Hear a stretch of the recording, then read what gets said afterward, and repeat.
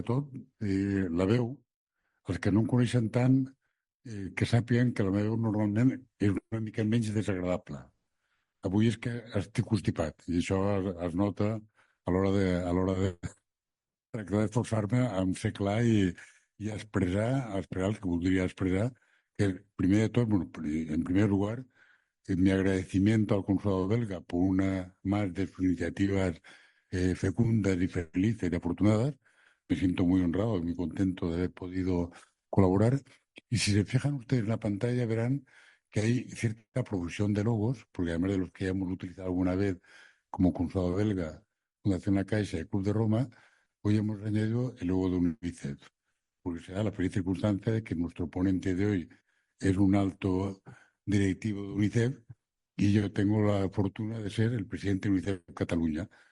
Que sepan que en niveles de haber como 7 u 8 niveles de diferencia entre el ponente y yo. El presidente de una comunidad autónoma de UNICEF, un señor evidentemente muy importante, pero claro, al lado de lo que supone la presencia. Y el otro día, como UNICEF Cataluña, estábamos visitando al nuevo consejero de Acción Exterior de la Generalitat de Cataluña, Jaume Duch, una persona respetable, experta, con mucha experiencia internacional. Y me decía, bueno, supongo que conoces UNICEF. Y digo, "Bueno, mira, no solo conozco UNICEF, sino que como en mi función anterior en la Comunidad Europea, tuve la oportunidad de visitar profesionalmente, una visita oficial a instituciones de Naciones Unidas y que sepáis que UNICEF fue una de las que más me gustó. Lo cual que celebro muchísimo, lo dice una persona, bueno, porque es una institución que, por su misión y por la forma que tiene que llevarla a cabo, que sepan ustedes, y me hago un pequeño, como yo creo que el ponente va a tener la humildad de no hablar demasiado de UNICEF, pues hablo yo, que me da menos vergüenza. UNICEF es la institución de Naciones Unidas que tiene mayor presencia en el mundo. La mitad de los niños se vacunan cada año a nivel internacional, se vacunan gracias a la labor de UNICEF, por su responsabilidad respecto a la salud y también la educación y la protección de los niños. Y cada año, por estas fechas, concretamente el 20 de noviembre, una fecha fácil de recordar para los españoles de cierta edad, pues cada año celebramos el Día Universal de la Infancia, conmemorando este año el 35 aniversario de la Convención Universal que se aprobó en el 89 y gracias a la cual, puesto que fue suscrita por todos los países del mundo, menos uno, de los Estados Unidos, todos los países del mundo suscribieron la Convención, que es jurídicamente exigible. O sea, cualquier país del mundo que incumpla la fundación, que incumpla la convención, es susceptible de ser demandado en la Corte Penal Internacional por no haber respetado la Convención de Derechos del Niño, cosa que puede ocurrir, desgraciadamente, en el próximo futuro. Gracias a la Convención, los derechos de los niños en todo el mundo están más protegidos y lo que es muy importante, porque a veces nos desesperamos cuando vemos cosas que están ocurriendo ante nuestros ojos en estas fechas y pienso muy concretamente en el conflicto de Oriente Medio y no únicamente, pero nos desespera un poco pensar que a pesar de la obligación jurídica de respetar la Convención, objetivamente no se está respetando. Hacer pasar hambre, miedo, terror o muerte a un niño no respeta evidentemente la Convención. Pero de todas maneras, ¿qué sería el mundo si la Convención no existiera? Sería sin duda un lugar peor, como demos gracias en todos los estados que se pusieron de acuerdo prácticamente por unanimidad en suscribir esta convención. Y hoy demos gracias a nivel más modesto a nuestro ponente, que también nos va a aportar un mensaje de esperanza. Nos va a explicar cómo, después de una crisis, después de una situación terrible, como a nivel más concreto y pero más próximo sentimentalmente para nosotros, que es la catástrofe de Valencia, por ejemplo, que ha afectado también a niños y a sus familias, como después de un acontecimiento dramático o trágico, los niños pueden recuperarse. Y esto realmente es un mensaje de esperanza y de ese tema, porque tiene mucha experiencia en ello, es de lo que nos va a hablar nuestro ponente. Bueno, solo me queda, por no insistir más, en reiterar mi agradecimiento al Consulado de Bélgica y al propio ponente por su generosidad en organizar la sesión de hoy. Muchísimas gracias.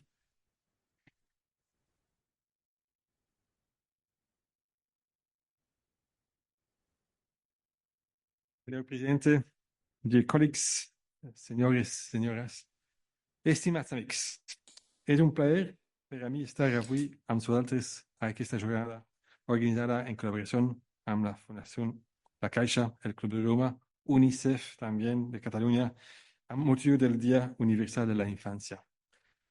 Aprovecho la oportunidad para agradecer a nuestros socios, la Fundación La Caixa, pero especialmente a su presidente, el señor Lanaspa, por su apoyo inquebrantable. Lo siento. El ponente de hoy, el señor Koen Servants, es un belga que vive en Palma, pero viaja por todo el mundo por su trabajo para UNICEF. Desafortunadamente, el señor Servants viaja por todo el mundo es porque hay conflictos armados en todo el mundo y hay víctimas pequeñas en todo el mundo, los niños. El 26 de noviembre celebraremos, como el presidente ha dicho, el Día Mundial de los Niños. Indudablemente es una buena ocasión de reflexionar sobre las consecuencias del aumento de los conflictos en el mundo sobre la salud mental de los niños. Cada vez son más los que sufren las consecuencias de estos conflictos armados.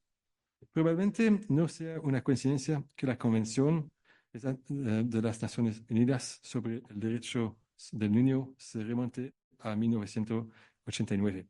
Este año crucial en el que cayó el muro de Berlín y marcó un paso importante en el fin de la Guerra Fría. Fue un año de esperanza. La Unión Soviética se retiró de Afganistán después de una guerra asesina de 10 años. Y gracias a la perestroika y a la glasnost se abrió una ventana de oportunidad para imaginar un mundo menos conflictivo. En este clima de distensión internacional, la comunidad internacional acordó algo que nos concierne a todos, la protección de los derechos de los niños. Ahora, durante el conflicto en Ucrania, solo podemos esperar que hay una nueva ventana de disminución de conflictos para mejorar la situación de todos los niños en el mundo. La Convención establece en el derecho internacional que los niños son seres humanos y individuos con sus propios derechos, y que la infancia es un momento especial y protegido, en el que se debe permitir que los niños crezcan, aprendan, jueguen, se desarrollen y florezcan con dignidad. Lo bueno es que la Convención, como he dicho, se ha convertido en el Tratado de Derechos Humanos más ratificado de la historia y ha ayudado a transformar la vida de los niños. Sin embargo, lo mejor es que ha inspirado a los gobiernos a cambiar las leyes y las políticas y a realizar inversiones para que más niños obtengan finalmente la atención médica y la nutrición que necesitan para sobrevivir y desarrollarse. A pesar de estos avances, la Convención todavía no se ha aplicado plenamente, ni se conoce, ni se comprende ampliamente. Millones de niños siguen sufriendo violaciones de sus derechos cuando se les niega atención sanitaria, nutrición, educación y protección adecuadas contra la violencia. La infancia sigue truncándose cuando los niños se ven obligados a abandonar la escuela, realizar trabajos peligrosos, casarse, luchar en guerras o ser encerrados en prisiones para adultos. Además, como se ha dicho antes, el contexto internacional ha cambiado. Hay más conflictos violentos internos y internacionales y poblaciones civiles entre las que muchos niños están sufriendo. Las consecuencias son profundas, amplias y largas. Sin más preámbulos, me gustaría ceder la palabra al Dr. Servants para que nos ilumine más sobre el mundo interno de los niños en conflicto. Gracias por estar con nosotros y, señor Servants, por favor, gracias.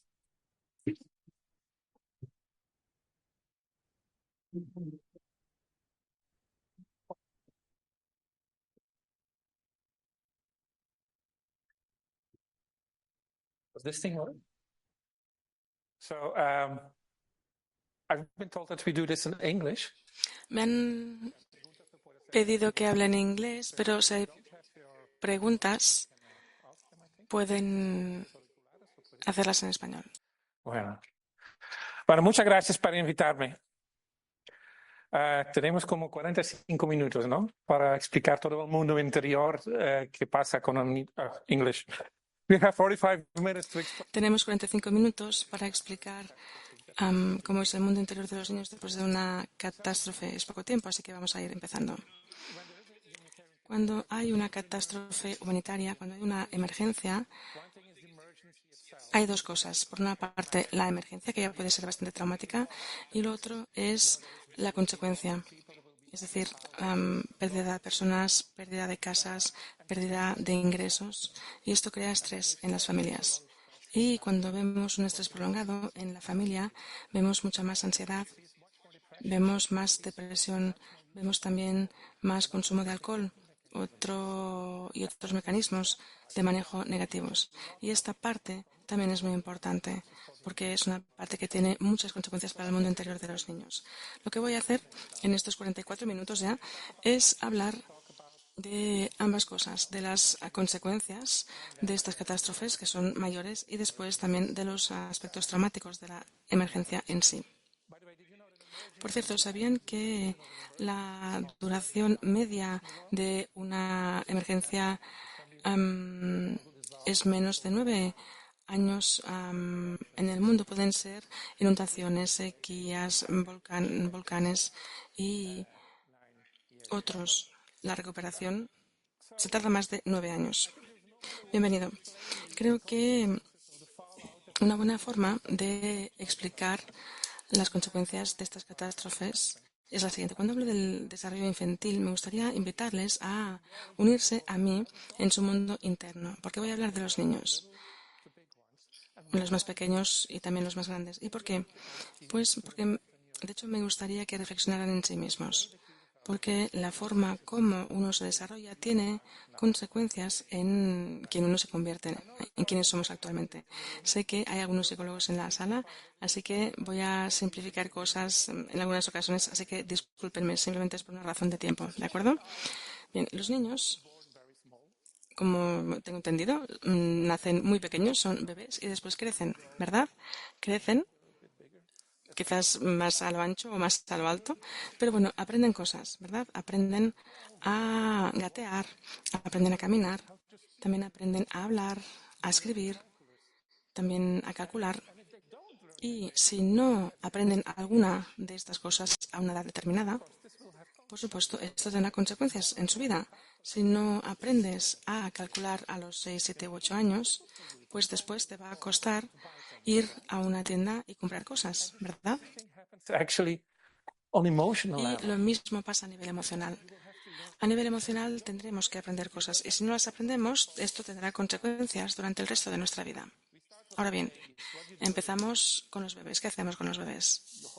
Pues les abrazamos, les amamos, les alimentamos, les limpiamos y lo que tenemos que aprender a esta edad es a ser amados y también a amar. Y si no lo aprenden a esta edad, entonces tendremos a adultos que tendrán dificultades a la hora de tener relaciones estrechas. Querrán que la gente se les acerque, pero cuando se les acerquen los van a empujar, los van a alejar. Esto es lo que llamamos apego. Es decir, los bebés tienen que aprender a tener estos apegos seguros. Una condición básica para desarrollar este apego seguro es la disponibilidad emocional, la presencia de una figura materna o paterna. Al menos una figura. Puede ser también una hermana o una abuela. Entonces el bebé lo aprende. Pero ahora imaginad que tenéis una catástrofe humanitaria, que tenéis una emergencia y la mamá tiene que pensar en la seguridad, en las necesidades básicas, la comida básica. Pues seguro que habrá madres que, a pesar de hacer todo lo que puedan, tendrán una disponibilidad emocional mucho menor para su bebé, ¿verdad? Y estos bebés tendrán dificultades a la hora de aprender a amar y a ser amados y, por lo tanto, tendrán dificultades también en desarrollar este apego seguro. Cuando todos estos edificios que vemos en la televisión de Gaza, en Líbano, en Valencia, en el Sudán, cuando estos edificios se destruyen, aunque luego se reparen, pero el bebé sigue teniendo, o el niño sigue teniendo las consecuencias de haber vivido en ese edificio que se ha destruido, aunque luego se reconstruya, porque ha tenido, digamos, una menor disponibilidad emocional de su madre, de su figura materna o paterna. Entonces, después el niño aprende. ¿Cuál es la palabra favorita de un niño de 2 años? Why is this a good start? ¿Por qué? Sí. ¿Otra palabra favorita? No, very good. Disculpen, no escuchamos los comentarios. Sin micrófono. Exacto, es no. Decir no también es fundamental en su desarrollo, porque aprenden a tener un lugar en el que pueden decir que no. Un niño de 2 años puede ser agotador, ¿verdad? Y hace falta tener mucha paciencia para estar con un niño de 2 años. Pero si tienes menos paciencia, porque ya hay tantísimo estrés a tu alrededor, porque hay una catástrofe humanitaria u otro tipo de catástrofe, y estás llorando delante del niño, o también lo que pasa a veces, incluso los padres y madres más amorosos, les damos un golpe, un pequeño tortazo, entonces el niño no va a aprender a decir que no, y si el niño a esa edad no aprende a decir que no, esto también tendrá consecuencias cuando sea mayor a nivel de la asertividad, porque le va a costar decir que no. ¿Entendéis? Pensad en vosotros mismos. ¿Qué sabéis de vuestra infancia? Y después hay esta fase entre los 3 y los 6 años. ¿Qué hacen en esta fase? Pues los niños empiezan a hacer círculos en torno a sus padres, ¿verdad? Y estos círculos cada vez son mayores para explorar. Tienen que aprender a explorar, a ser más independientes, pero en cuanto huelen el peligro, enseguida se van a abrazar a las piernas de los padres y las madres. Entonces, a esta edad aprenden a ser un poco más independientes, aprenden a explorar.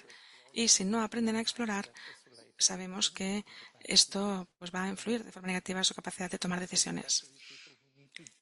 En la edad adulta son personas a las que se les tiene que decir qué deben hacer.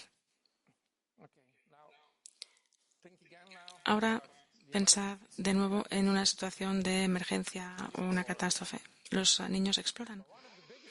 Pero uno de los mayores problemas en mi sector, que es la protección de los niños, es la sobreprotección, ¿verdad? Un problema también es la sobreprotección. Si empezamos a sobreproteger a los niños no van a explorar o van a tener menos posibilidades de explorar. Entonces, una vez más, esto tiene consecuencias para su vida más adelante. Las implicaciones del desarrollo o en el desarrollo de una catástrofe humanitaria se verán 20 años después. Esto va a seguir estando allí porque deja huella, deja rastro. E incluso dejará rastro en la educación de sus propios hijos y por eso hablamos a veces de trauma intergeneracional. Parte de esto está relacionado. Los niños y las niñas entre los 6 y los 11 o 12 años llegan a la pubertad, van a la escuela, con suerte, y socializan, interactúan entre sí, luego vuelven a casa con historias fascinantes. Por ejemplo, mamá, ayer le di esto a mi amigo Pablo y hoy no me lo ha devuelto. Esto es grave para ellos, ¿eh? Entonces exploran este campo social y lo que tienen que aprender en esta edad es a aceptar a los demás y ser aceptados. Aceptar a los demás y ser aceptados. Si no aprenden esto, pues vamos a tener adultos que siempre van a desear demasiado ser aceptados. A veces quizás van a comprar regalos demasiado caros o van a hacer bromas demasiado pesadas y también van a tener mucha inseguridad. Claro, cuando tenemos que hablar en público todos estamos un poco nerviosos, pero estas personas van a ser muy inseguras. Así que, bueno, esta inseguridad estará presente. Ahora pensad una vez más en vosotros. Y luego volvamos a esta situación de una emergencia humanitaria. ¿Cómo puede ser que algunos niños no aprendan a aceptar a los demás porque son diferentes, ¿verdad? Y tenemos también a niños con discapacidad, tenemos a las personas pobres. Y yo lo que veo en Mosul, por ejemplo, en Irak, he visto que una de las cosas más difíciles es, por ejemplo, una niña que tenía unos 10 años que no le iba muy bien en la escuela, y tenemos un equipo psicosocial que hace ejercicios para todos, y luego también filtran a los que tienen más dificultades y luego los mandan a personas como nosotros, los psicólogos infantiles. Y esta chica quería abrirse y sí que al final se abrió, pero le costó muchísimo. Resulta que su padre era de ISIS. Entonces no podía realmente ser sí misma en la clase, porque ser quien era no habría sido aceptado. O sea que tenía que mentir todo el tiempo, porque si no mentía también se iba a poner en peligro, porque entonces, claro, la gente sabría que su padre era de ISIS. Imaginad lo difícil que tenía que ser para ella. Y luego en la escuela tienes que hacer ejercicios y te dicen, por ejemplo, ahora vamos a hacer un dibujo sobre el trabajo de tu padre y el trabajo de tu madre. Claro, estos niños sufren y son diferentes. Y lo mismo pasa con los niños con discapacidades o pobres. En Lviv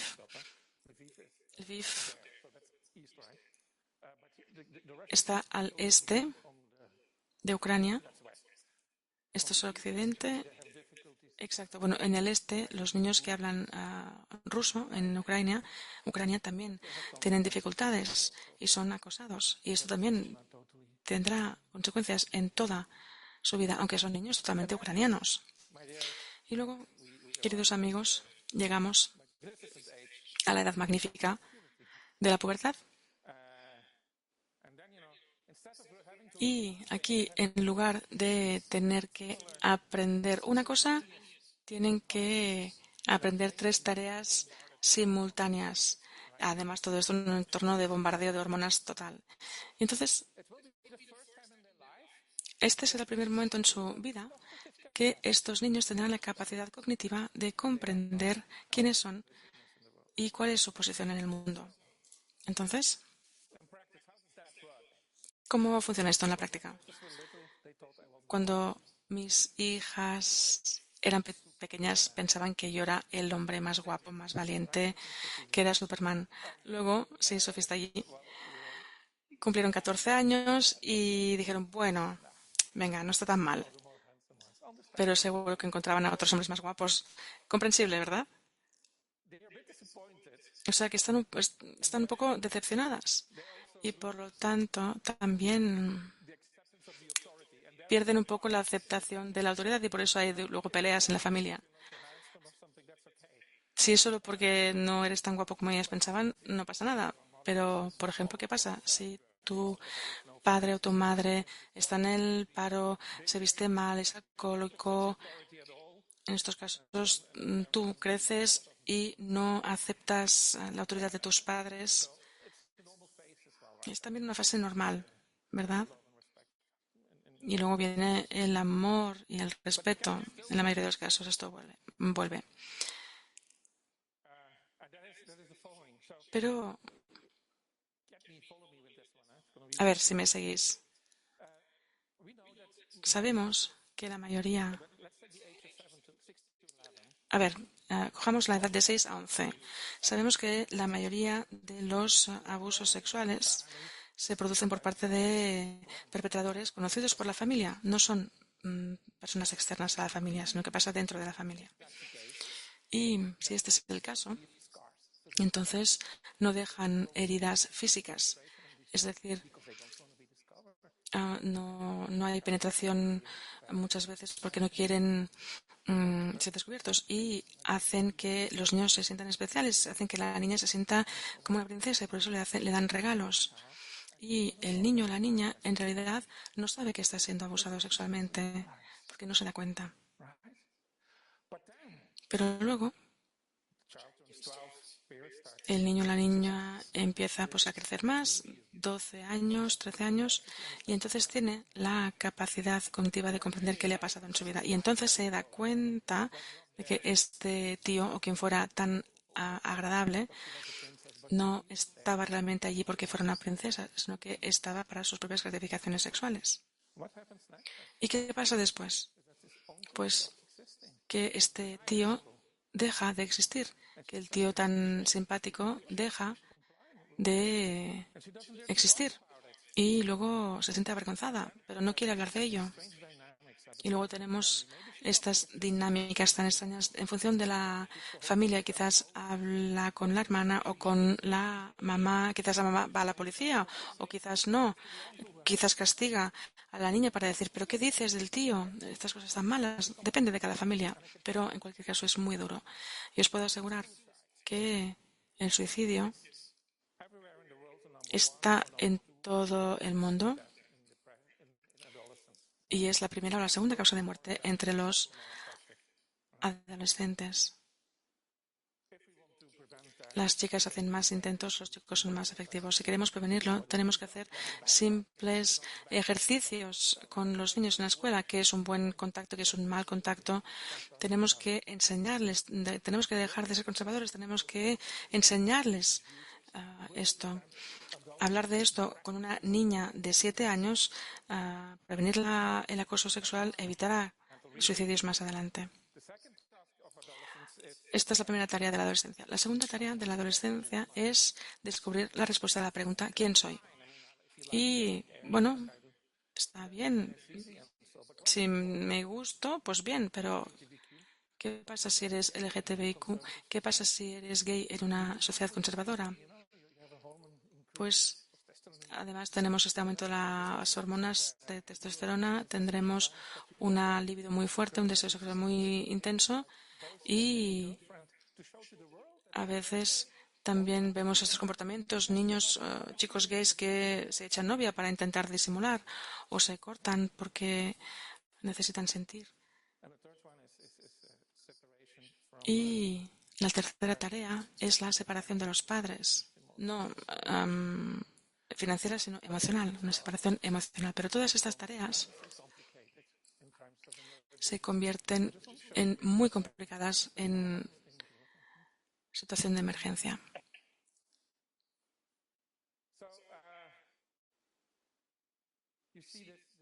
¿Veis? Estos son trabajos, es arte, de adolescentes con los que yo he trabajado. Aquí dice, todo lo que he amado se ha convertido en todo lo que he perdido. Esto es lo que pone. Muestro este dibujo con el permiso de la chica que lo dibujó con 14 años, una niña siria que sufrió muchísimo. Y podríamos pensar que esto es todo lo que perdió en la catástrofe humanitaria, ¿verdad? Pero hay una regla general cuando trabajas con niños y niñas. Y está escrito en Las Mil y una Noches. Lo que está aquí no lo ves y lo que ves no está aquí. Bueno, es mucho más. Esta es una frase típica que indica también abuso sexual. Todo lo que yo tenía, esta sensación de sentirse muy especial, es lo que he perdido. Entonces el mundo implosiona. Su mundo implosiona. ¿Estáis bien? ¿Vais siguiendo? ¿Entendéis? No sé si la traducción me va siguiendo, ¿sí? ¿Sí? ¿Está todo bien? Perfecto. Gracias. Estas son un poco las consecuencias a largo plazo de las catástrofes. Ahora me gustaría pasar a las consecuencias inmediatas. Todos hemos escuchado la palabra trauma. No todo es trauma. Es una palabra sobreutilizada. Para que un evento sea traumático, tiene que ser muy repentino y muy abrumador. Y esto crea una reacción en el cerebro determinada y luego, pues ahí se queda. Lo que tenemos que saber es que el 80% de los niños y niñas son capaces de sanar sin la intervención de nada después de un trauma. Pueden ser regresiones, flashbacks, pesadillas, pero aproximadamente el 80% pueden resolverlo sin ir al psicólogo, por ejemplo. Pero necesitan previsibilidad, rutina, el amor de la familia, la rutina de la comunidad. Esta previsibilidad y esta rutina no siempre están ahí.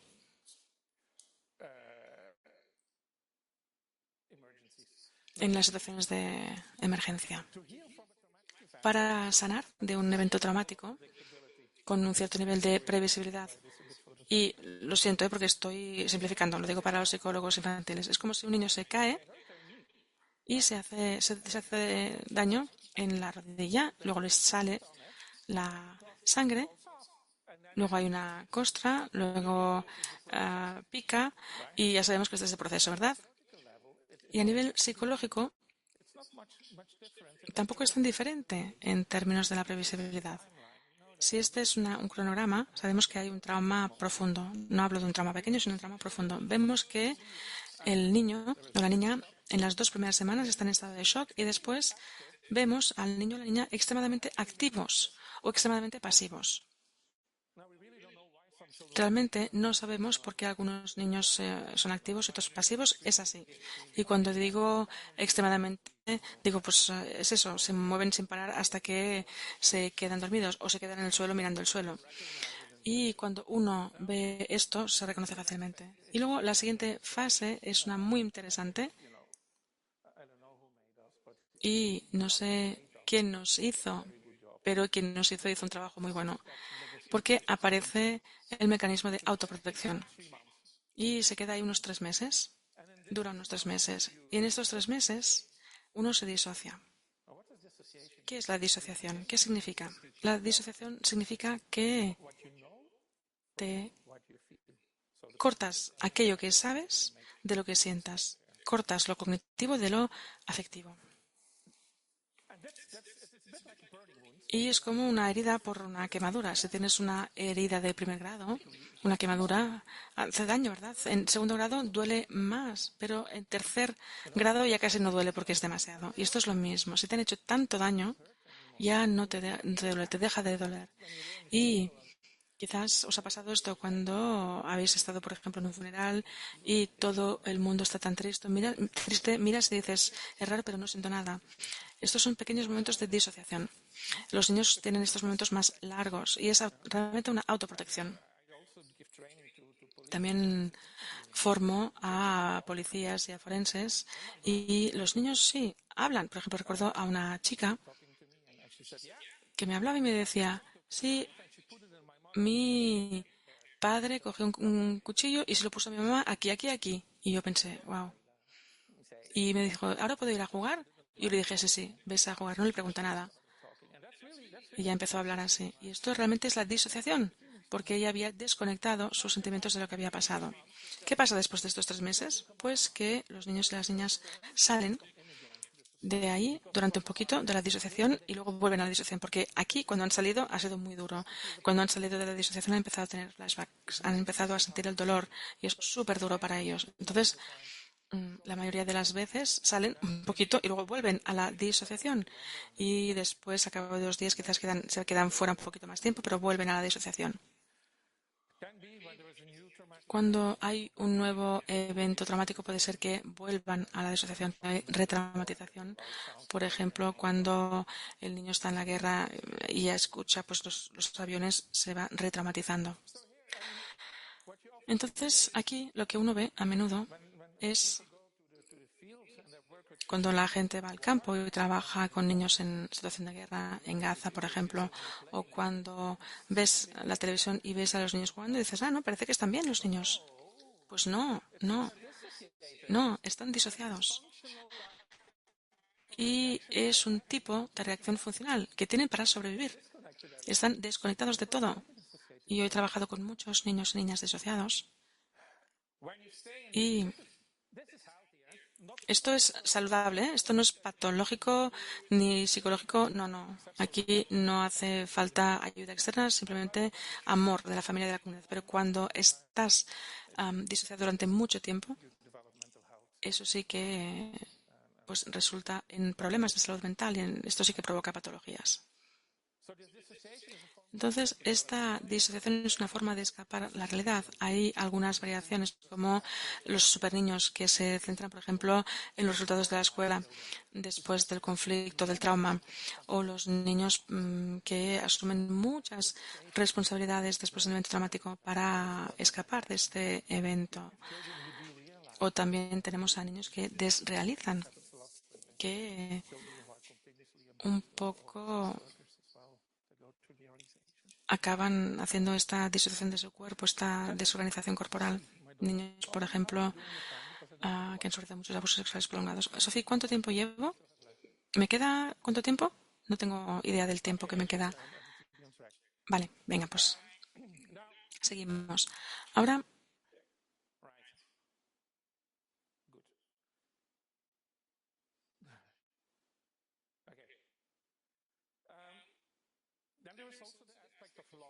tenemos también el aspecto de la pérdida, ¿vale? Estamos en las consecuencias inmediatas.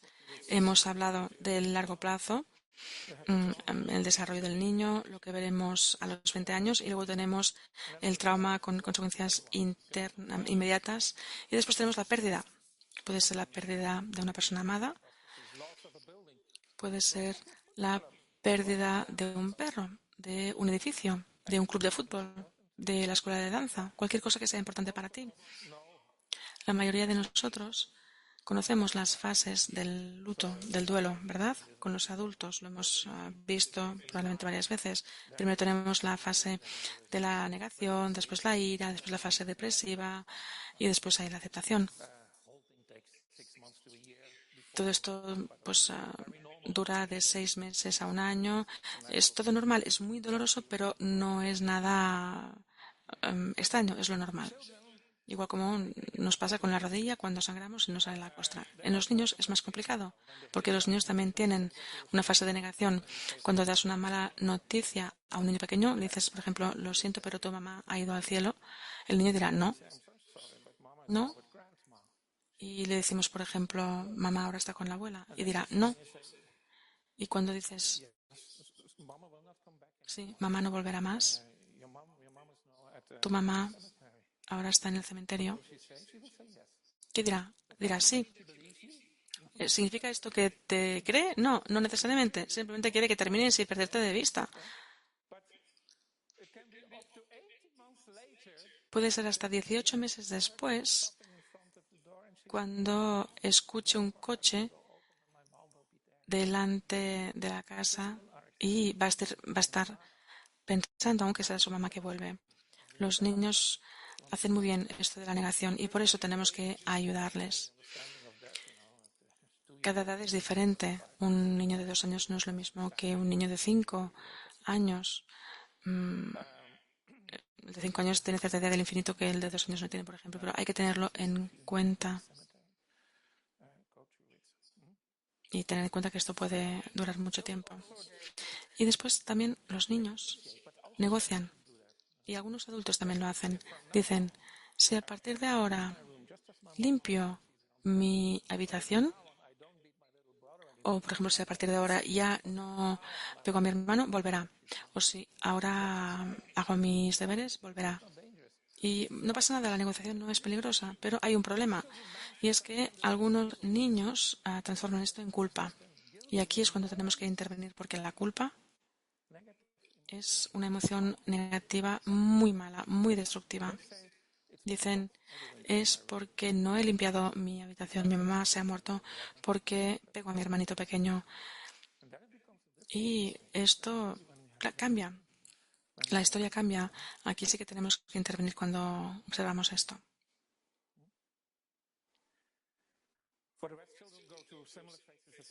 Bueno, los niños siguen más o menos las fases que los adultos. También tienen una fase de ira, pero me gusta más su fase de ira.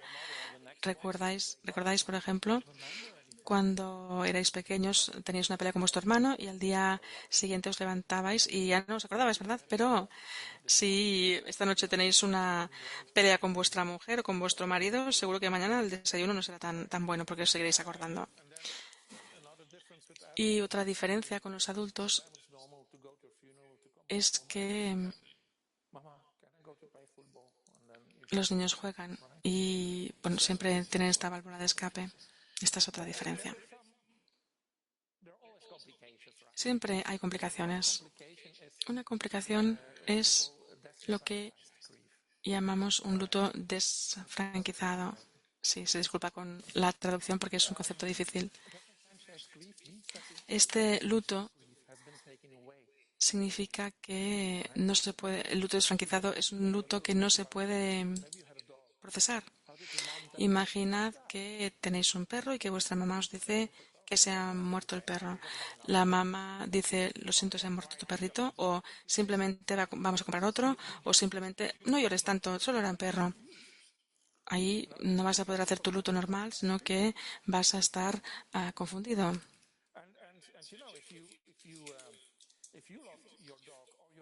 Si has perdido tu perro o tu casa y lloras en una emergencia y te dicen no llores porque tu vecino ha perdido a su madre, tienes que estar feliz por estar vivo.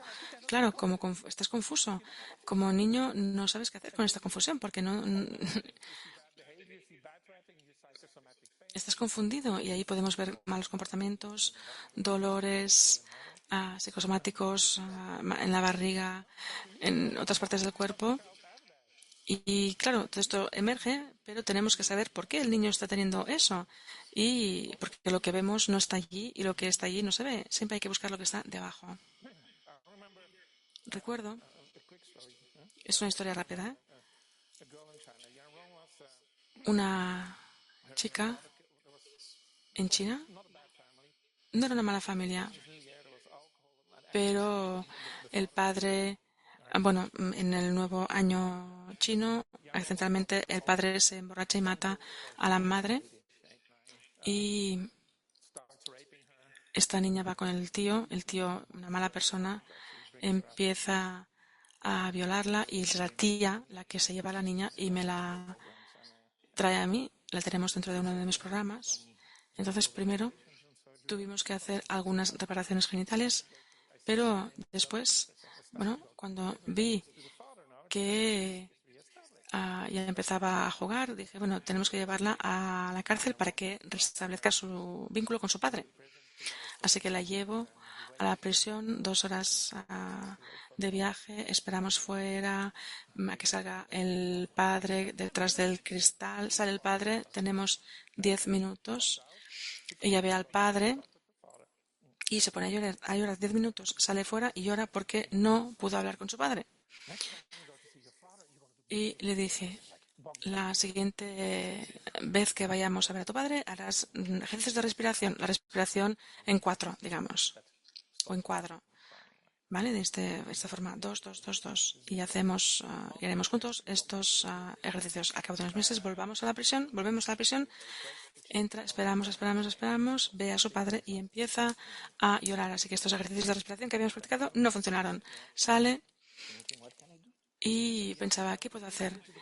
Y yo le dije, mira, te voy a dar mi cámara digital y puedes hacer fotos de tus amigos de la escuela y luego yo las voy a imprimir y la próxima vez que visites a tu padre se las podrás enseñar. Y dijimos, vale, venga, le di la cámara, hizo unas 400 fotos, seleccionamos 20, lo imprimimos, hicimos un librito, vamos a la cárcel, sale el padre y otra vez llora, llora, llora y llora. Y yo pensaba, a ver, ¿qué podemos hacer? Yo pensaba, claro, tampoco ha tenido nunca tiempo de hacer el luto por su madre. Hacía menos 20 grados en el cementerio y al final encontré la tumba y le dije, mira, aquí está tu madre. Ella pudo hablar con su madre a través de un ritual. Le dije, puedes hablar 5 minutos, pero habló 20 minutos. Pero bueno, ahí resolvimos el problema. Y la próxima vez que fuimos a la cárcel, pudo hablar con su padre. Entonces hay que dejar tiempo a la gente que viva su luto. Y creo que es uno de los problemas más importantes al que nos enfrentamos cuando hemos perdido a alguien. Y también cuando la persona que hemos perdido es del lado de los malos. También lo he visto con los niños soldados, los niños asociados con los grupos armados. ¿Por qué son fácilmente reclutados? Pues por esta revisión mental. Es decir, no aceptan la autoridad, están decepcionados, así que se les recluta fácilmente porque las milicias les ofrecen algo diferente. Pero cuando salen, se les llaman niños liberados. Y deberían estar felices, ¿verdad? Porque se han liberado. Pero la gente olvida que en el grupo de los paramilitares tenían amigos a los que también amaban, uno o dos al menos. Y luego cuando vuelven a la comunidad no les damos la posibilidad de vivir el duelo por los amigos que han dejado en las milicias. Y luego también tienen que trabajar sus traumas, evidentemente. O sea que es algo muy difícil. Y otra dificultad es cuando no sabes, en el caso de las personas desaparecidas, no sabemos si ha habido una pérdida o no. En fin, esto sobre el mundo interior. También me gustaría hablar brevemente sobre cómo podemos ayudar a los niños. Y no contamos tanto en los psicólogos ni los psiquiatras. ¿Por qué? Pues porque no hay tantos disponibles. Y los psiquiatras también pueden ser peligrosos porque hay muchos medicamentos que tienen efectos secundarios. Los antidepresivos, por ejemplo, al cabo de cierto tiempo sube el nivel de suicidio y también mata un poco la libido. Y los adolescentes tienen que responder a la pregunta ¿quién soy yo? Y tienen que desarrollar su sexualidad y tienen que respetarse y ser respetados en su sexualidad. Y esto tampoco es fácil en esta época de la pornografía. O sea que necesitamos esta sexualidad y si matamos esta sexualidad con antidepresivos pues no funciona, a veces es necesaria. Y también otras creencias, lo que llamamos psicosis, las veces internas en algunas culturas creen que son los ancestros que les están hablando. Esto, bueno, no se sabe. Ahora voy a mostrar esta diapositiva. Hay cosas en chino porque he trabajado mucho allí, pero quiero demostrarlo. No es complicado. Entonces, ¿sabéis lo que es el QI, no? ¿Sí, no? El CI. No hace falta que lo explique. La media es 95 a 100. Entonces, estás tranquilo. Utilizas la parte más avanzada de tu cerebro, la corteza, y puedes tomar decisiones y tener una reflexión abstracta. Podemos ser creativos, ser originales. Cuando vas al consulado belga, pues hay unos sofás muy cómodos, ahí puedes estar tranquilo y ser creativo. Si esta misma persona que tiene 100, 120 en el coeficiente intelectual por encima de la media está en estado de alerta, en lugar de estar en calma, empezará a utilizar el sistema límbico un poco más interno que la corteza y empezará a resolver problemas de forma concreta y rutinaria. Es decir, ya no va a poder resolver problemas como siempre. Y ahora su CI funcional es 80. Ha bajado mucho. Pero si está en alarma, una persona inteligente, imagina, empieza a utilizar más el encéfalo y empieza a estar emocionalmente reactivo. Y lo sabemos, ¿verdad?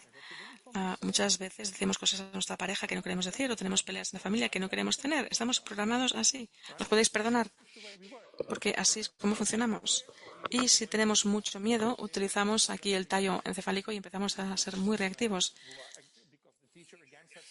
Aquí, por ejemplo, vemos situaciones en las escuelas y es porque estamos con miedo activos. Y aquí nuestro CI pasa de 50 a 70 y esto es un retraso mental. La misma persona, simplemente fijaros, en una situación de alarma, de alerta, mirad cómo ha bajado su coeficiente intelectual. ¿Por qué digo esto? Pues porque una de nuestras tareas fundamentales es siempre hacer que las personas vuelvan a este estado calmado para que la gente pueda tomar las decisiones adecuadas, para que pueda adueñarse de nuevo de su vida. También en una clase, el hecho de gritar a los niños no sirve, el hecho de ser violentos con los niños no sirve. Estamos educando a los niños y tenemos que intentar activar la neocorteza.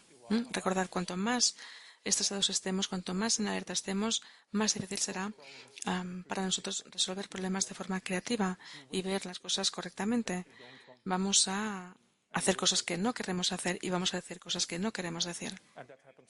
Y esto pasa tan a menudo en las guerras y pasa tan a menudo también en después de una inundación, cuando la gente sale, roba, cuando la gente empieza a pelearse entre sí. ¿Puedo pedir a 2 voluntarios que me ayuden, por favor? Can I have 2 volunteers? 2 voluntarios. Kevin, thank you so much. That's very nice of you. Kevin, muchas gracias, es muy amable. ¿Uno más? ¿Sí? ¿Le parece bien? Perfecto. También lo puedo hacer en español, no pasa nada. Okay. Kevin, can you stand here? Here? Yes. Kevin, And you- aquí, por favor. Now, imagine Ahora, imaginad this is like a bench, and you can que esto es como un banco. 2 pies. Venga. Y hay escorpiones y serpientes, ¿vale? Fuera de este banco. perfecto. Oh, now I want you to change place, but you Ahora quiero que... A ver, yo voy a estar aquí para seguridad.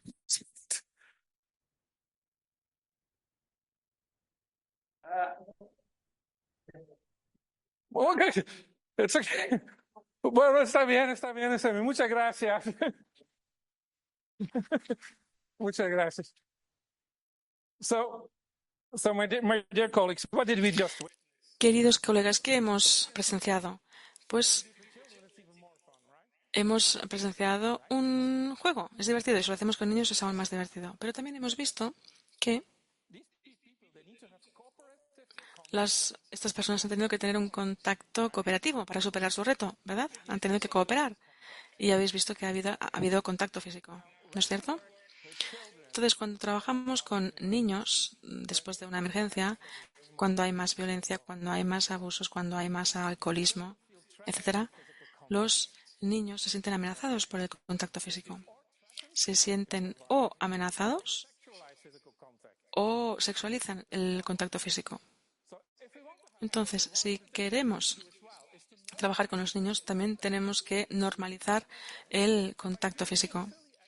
Y con este ejercicio tan fácil, podemos normalizar el contacto físico, el contacto cooperativo, no amenazante, no sexualizado. Y hay muchos de estos ejercicios.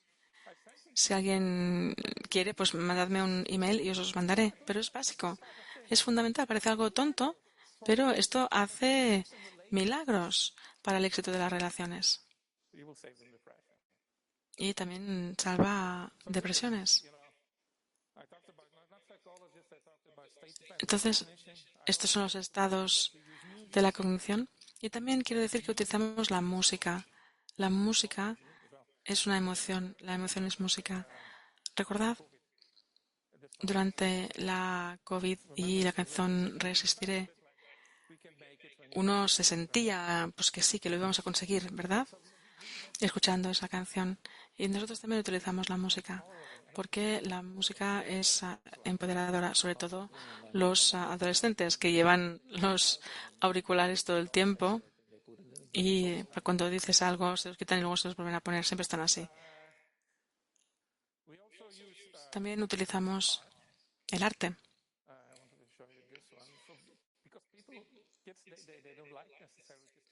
Porque a la gente no le gusta necesariamente hablar de lo que ha pasado y no podemos forzar a la gente.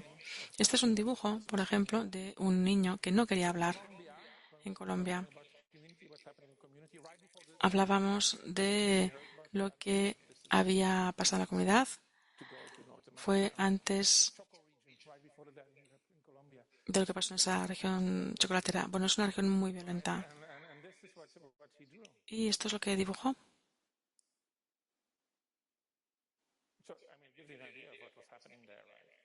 Nos da una idea de lo que pasaba, ¿verdad? Y sabemos viendo lo que tenemos que trabajar con la ansiedad, con el trauma.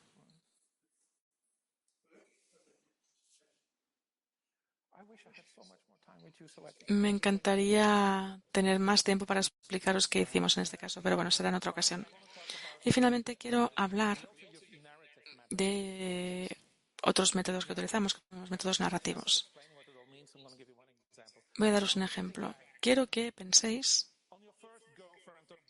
en vuestro primer novio o vuestra primera novia.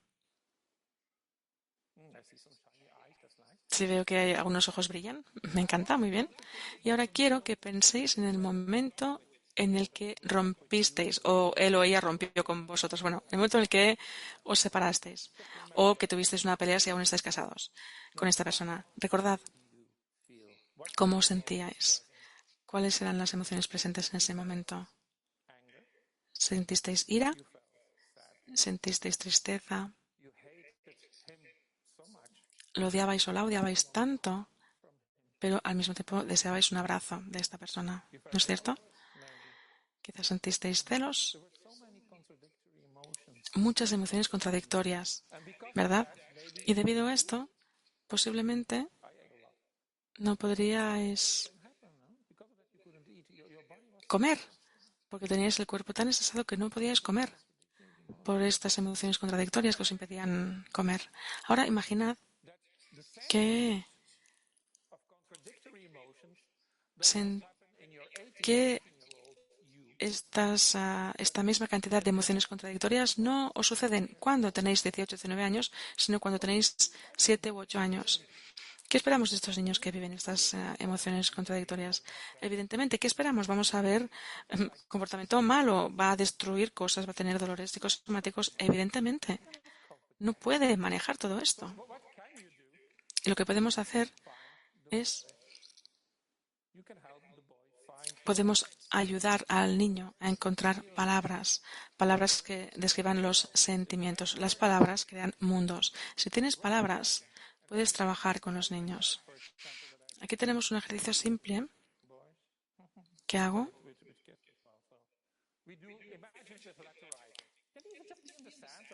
Y puede ser, no sé, en forma de dibujo, lo que sea. Yo escribo, días, querido. Esto es un niño que lo hizo. Yo escribo, querido. Y él escribe, papá. Vamos a escribir una carta a papá, pero nunca le vamos a dar la carta. Muy bien. Y yo escribo, yo estoy enfadado porque, y él escribe, porque has asfixiado a mamá. Has intentado asfixiar a mamá, o sea que está muy enfadado. Yo estaría muy enfadado, por supuesto. Y yo escribo, estoy triste porque, y él escribe, con lo mejor que puede, no estás aquí. O sea que está enfadado porque has asfixiado a mamá y está muy triste porque el papá no está allí. Y luego yo escribo, yo estoy contento porque,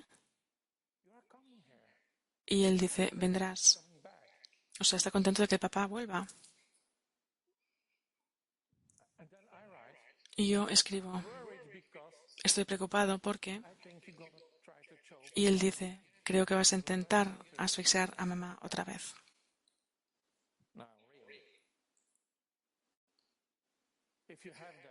Claro, si tienes esto, es decir, el niño está contento de que el papá vuelva, pero también tiene mucho miedo de que vuelva a estrangular a mamá. Está muy enfadado, pero también muy triste. Pero es importante dar las palabras, y cuando el niño puede dar las palabras, ya ha hecho gran parte del trabajo. Y ya has hecho, como psicólogo, gran parte del trabajo. No hace falta que seas un super psicólogo. Con las palabras ya se ha hecho gran parte del trabajo. Y luego también podemos hacer un trabajo para implicar a las poblaciones, a las comunidades, para que ayuden a los niños y niñas también. Así también se pueden hacer grandes cosas con grupos. Bien, creo que ya se ha terminado mi tiempo, pero me queda una cosa más por contar. Hablamos del mundo interno de los niños. Hemos visto lo doloroso que es, hemos visto las consecuencias a corto plazo, a largo plazo, y también hemos visto que los niños y niñas pueden manejarse más bien solos con el amor de la familia y de la comunidad. Ahora, mucho depende, de hecho, del nivel de resiliencia de los niños. ¿Qué es la resiliencia?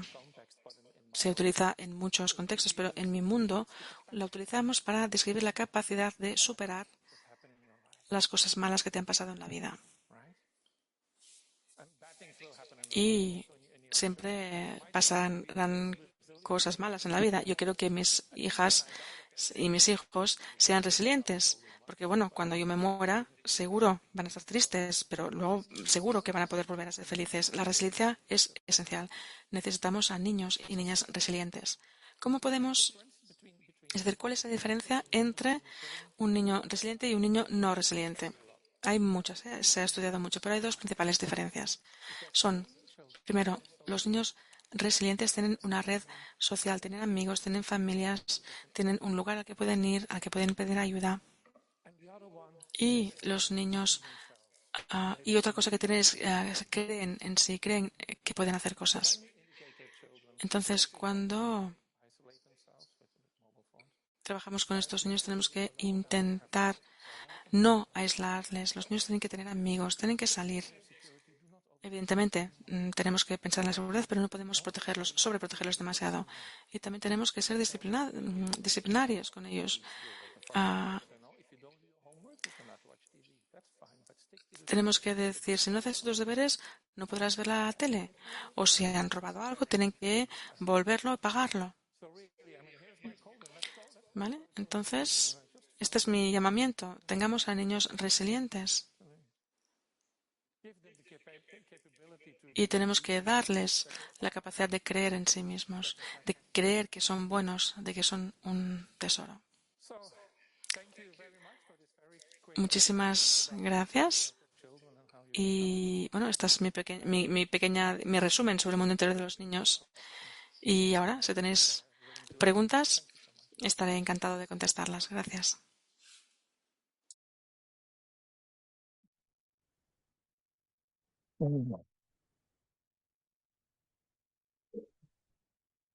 Sí, señores. Ahora se pueden hablar en español también, si quieres. Any questions, any remarks, any observations? ¿Alguna pregunta, algún comentario, alguna observación? Sí, señora.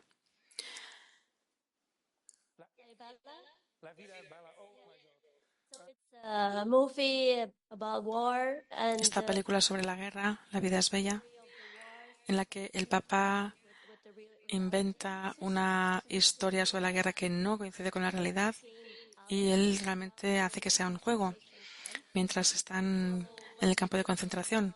Y cuando el niño sale, de hecho es como un final feliz, no se da cuenta de lo que había pasado. Entonces mi pregunta es, ¿hasta qué punto es importante decir la verdad a los niños cuando pasan cosas? Bueno, voy a dar una doble respuesta. La primera es que me gusta mucho esta pregunta. Lo que tenemos que considerar es que los niños pueden leer en los papás el nivel de peligro que existe, el nivel de ansiedad. O sea, si tú eres un padre o una madre que reaccionas con ansiedad o con pánico, el niño o la niña lo va a captar, porque son genios. Y también tienen mucha perseverancia. That being said, Dicho esto, es una película, ¿verdad? Es decir, sí, hay que decir la verdad. Cuando algo malo pasa, esta situación de un padre con su hijo en el campo, bueno, esto puede pasar en campos de refugiados quizás, pero es importante cuando el papá, por ejemplo, está enfermo o muere, es importante decir la verdad siempre de una forma adecuada según la edad, pero no hay que decir, no, se ha ido a trabajar, no, hay que decir la verdad. Y los niños tienen que aprender esa capacidad de manejarlo. Y también tenemos que tener en cuenta el peligro. El niño también tiene que conocer los peligros. Pero gracias por la pregunta. ¿Le parece bien la respuesta? Muy bien. yes. Thank you. I would like Gracias. Me gustaría referirme a los eventos trágicos en Valencia. Como psicólogo, ¿qué sugeriría, qué aconsejaría a los psicólogos que tengan que ayudar a estos niños o sus familias en estos momentos? ¿Qué les aconsejaría? a estos psicólogos. Gracias.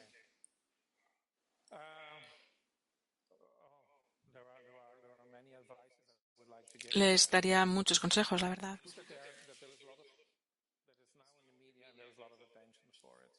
Lo bueno es que tienen ahora mucha atención, pero no os olvidéis de que dentro de 3 meses van a salir de la disociación y ahí es cuando los niños realmente van a tener que enfrentarse a sus sentimientos. En 3 meses, bueno, será unas navidades muy duras. Quizás han perdido su casa, quizás han muerto algún familiar y también tenemos que estar con ellos en esos momentos.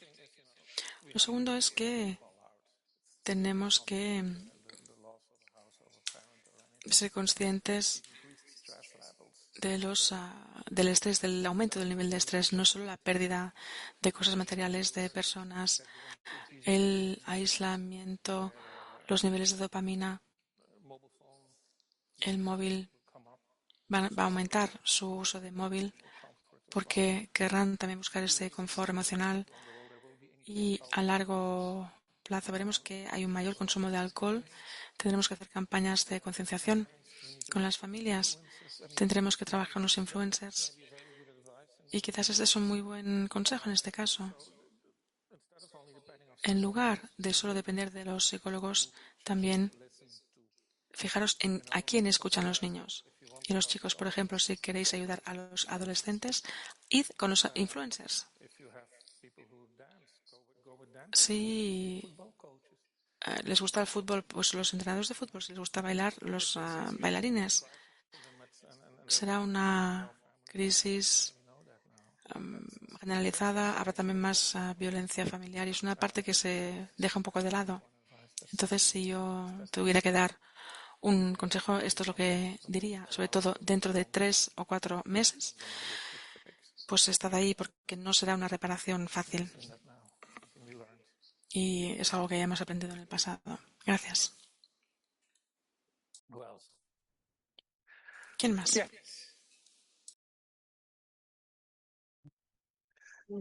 Yes, of course, the ideal would be to make the children resilient, ¿no? Por supuesto, lo ideal es que los niños sean resilientes, pero imagino que en algunas zonas esto no es fácil. En situaciones muy trágicas o catástrofes, cómo encontrar amigos, cómo convencer a los padres también que les dejen salir a jugar. Evidentemente el objetivo es ser que sean resilientes, pero ¿cómo? Sí, cierto. ¿Cómo hacer que sean resistentes? Nosotros, psicólogos y también trabajadores sociales, tenemos la ilusión de que pasando 1 hora a la semana con ellos esto va a cambiar su vida. Y bueno, sí, algo hará, pero sé que hay psicólogos en la sala, así que... Pero tenemos que darnos cuenta de que en realidad los padres tienen una influencia mayor porque ellos están más tiempo con ellos y también la escuela tiene una mayor influencia. Entonces, si podemos trabajar con estas personas, es más efectivo seguramente que trabajar con el niño directamente 1 hora solamente. Pero el contacto social, la autoimagen positiva, si se puede acentuar esto sin exagerar, por supuesto, creo que esto ayuda. Creo que la mayoría de los padres, el 99,9% de los padres y madres, aman profundamente a sus hijos, aunque les peguen, para evitar que se conviertan en personas malas, este tipo de cosas. Pero si podemos trabajar con ellos, que cambien un poco de forma no agresiva. Hay formas. Les podemos enseñar formas de que lo hagan un poco mejor para sus hijos y sus hijas, de forma no agresiva. Podemos, al final, uno de los determinantes más importantes son también estos primeros años de la vida, desde la fertilización hasta más. El apego es súper importante. Entonces, si podemos llegar a estos niños a través de centros de nutrición, por ejemplo, en zonas humanitarias, cuando se mide la nutrición del niño, también ahí se puede observar la relación entre la mamá y el niño. Hay cosas que podemos hacer, sí. Siempre observar a vuestros hijos, qué amigos tienen, qué les gusta hacer, qué hacen.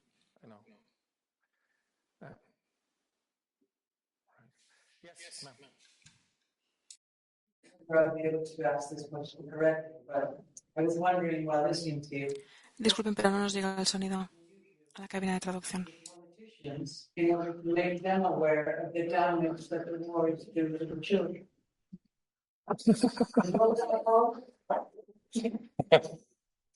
Well, no, thank you so much for that. Gracias por esta pregunta. Creo que una de las cosas más difíciles de mi trabajo, o la gente que hace nuestro trabajo, es trabajar con la frustración de los políticos. Porque los políticos no se enteran. Ha habido estudios de longevidad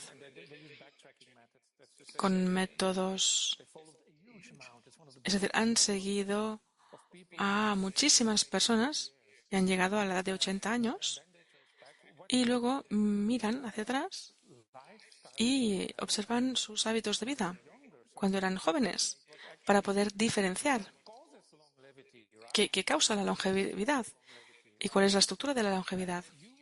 Y uno pensaría, fumar, el tabaquismo, uno de los principales factores. Pues no, está en el cuarto lugar. El alcohol, el quinto. Sobrepeso, menos aún. Las primeras cosas fueron la ira. Si creces con ira, vas a morirte antes. Si creces aislado, vas a morirte antes. Y había una tercera cosa de este estilo. Y todo el mundo lanza tantas campañas para dejar de fumar. Y el vino, en fin,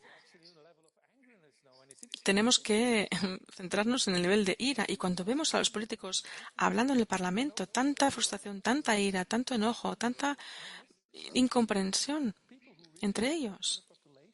Y estas son las personas, son las que nos dirigen y tendrían que rodearse de científicos que les explicaran cómo funciona. Tenemos grupos de advocacy y sí, hacemos un cierto lobby profesional en UNICEF, hacemos este tipo de trabajo en Ginebra, Nueva York, para que haya dinero disponible para esto. Pero, por ejemplo, ahora se ha elegido a Trump y sabemos que para mi trabajo en marzo ya no tendré más dinero. Se acabó el dinero. Tenemos Google, Microsoft que van a darnos 40 millones y podremos seguir trabajando. Pero Trump ha dicho que no, que basta, que ya no se acabó. O sea que bueno, esto es lo que pasa. ¿Qué podemos hacer? Pues no sé.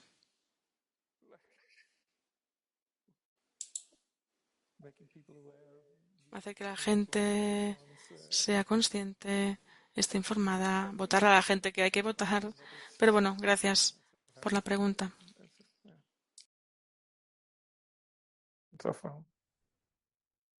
Yeah. You have an easier one. ¿Tiene alguna pregunta fácil? ¿Algún otro comentario? ¿Alguna otra pregunta? En tal caso, ¿qué hora es? Las 7:20. Tenemos que terminar, ¿no?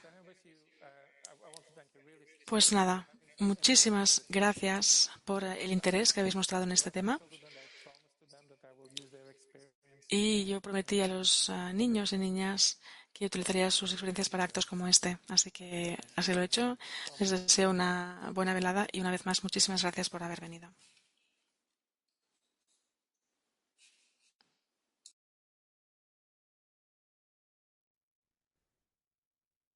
You want to say something?